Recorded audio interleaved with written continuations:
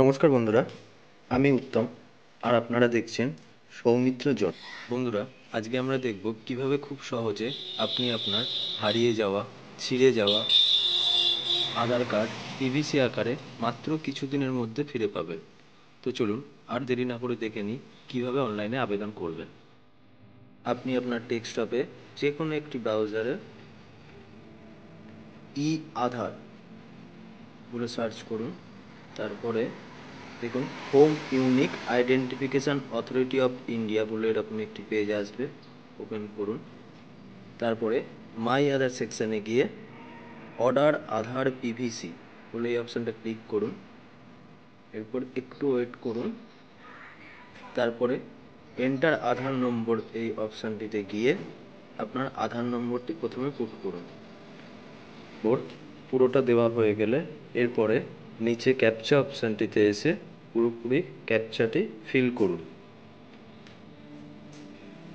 ক্যাপচাটা feel করা হয়ে গেলে my mobile number is not registered এই অপশানটা ক্লিক করুন যদি আপনার মোবাইল নম্বর আধার কার্ডের সাথে লিঙ্ক না থাকে।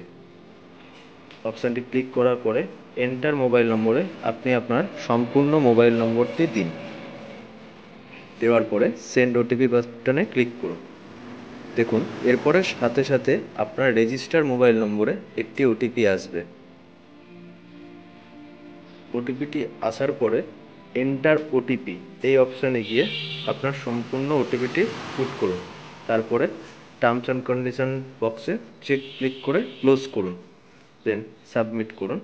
এরপরে okay, I hereby declare, okay, make payment অপশানে ক্লিক করুন। এরপরে দেখুন আপনার কাছে অনেকগুলো পেমেন্ট মেথড খুলে আসবে, যেমন PhonePe, Google pay, debit card, net banking. এর মধ্যে সবথেকে সহজ পদ্ধতি হচ্ছে স্ক্যান অ্যান্ড পে, যেটা আমরা বর্তমানে ইউজ করতে চলেছি।